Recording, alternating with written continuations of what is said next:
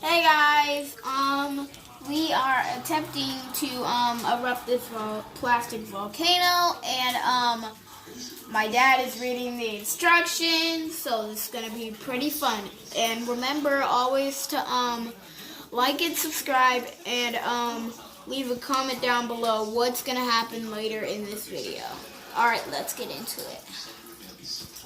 Okay, plastic volcano, baking soda, funnel, craft dye, vinegar, tablespoon, and safety goggles.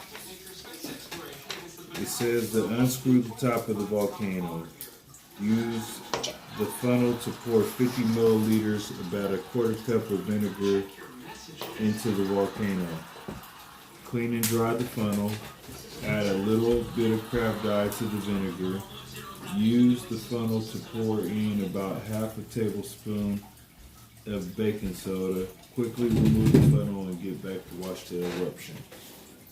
But we tried that last time. No, we didn't put the thing on. Yeah, but we tried. Look, Dad, it has a tried to little. get the baking soda, so it didn't go in good. So